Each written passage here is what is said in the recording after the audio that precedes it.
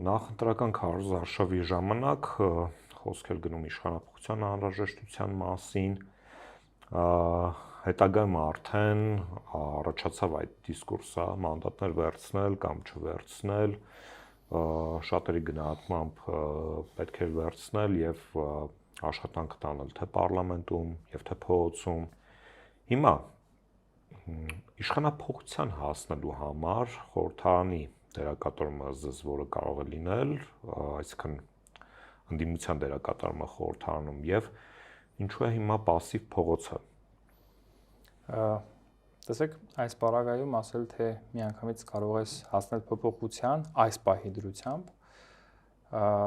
սուտ կլինի այնքանով, քանի որ այո կա փոփոխության հնարավոր պլաններ, տարբերակներ, ճանապարհներ, բայց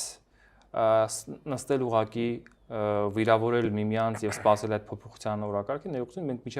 միջև դա կարող ենք աշխատանք իրականացնել եւ Հայաստանի Հանրապետության այն քաղաքացիներին, ովքեր անգամ, չգիտեմ, որոշել են քվեարկել քաղաքացիական պայմանագրին, կտեսնեն, որ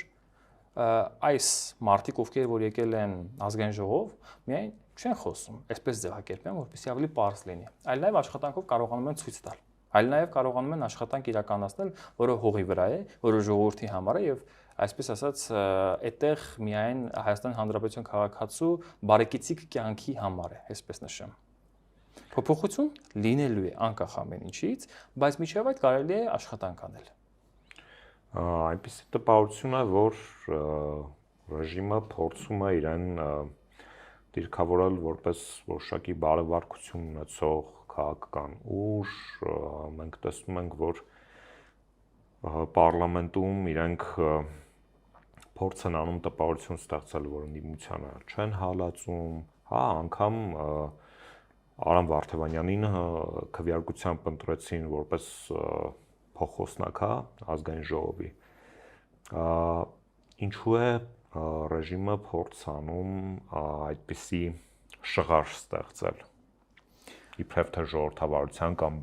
պարլամենտարիզմի։ Իրենք արձանագրել են, որ նախորդ գումարմանը գցել են ազգային ժողովի հեղինակությունը ամբողջովին։ Դա իրենք ասում են, արձանագրում են այդ խնդիրը, բայց չեն հասկացել այդ խնդրի բնույթը, որովհետև այսօր էլ շարունակում են իրենց վիրավորանքներով ողողված ամբողջ ռետորաբանությունը, եւ ես դա կարծում եմ, եթե ընդհանրապես քաղաքական ուժը չի փոխում իր խոսույթը, չի փոխում ընդհանրապես իր մարտավարությունը, ինչ որ մի բայ քանվում է։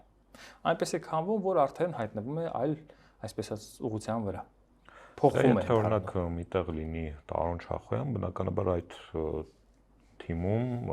չի կարող լինել նորմալ խոսքը։ Ինձ համար եւ ընդհանրապես շատ հայրենակիցների համար քաղաքական գործիչ չէ։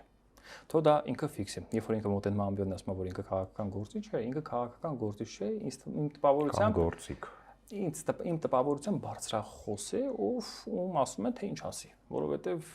այն քաղաքական միտքը, որը գեներացնում է, որը շարունակում է, դա կարծում իր առաջնորդի այն քաղաքական խոսքն է, որտեղ փորձում է նրա հռետորաբանությունը այլ կերպ ճյուղավորել։ Որովհետև եթե խոսում են զրոյական կետից, ապա ներողություն,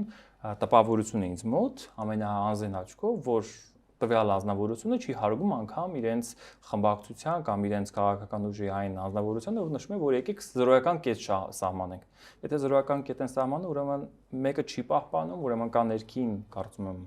անհամաձայնություն, դե դա կամ էլ դերաբաշխում։ Կամ էլ դուք ինչպես որ կասեք։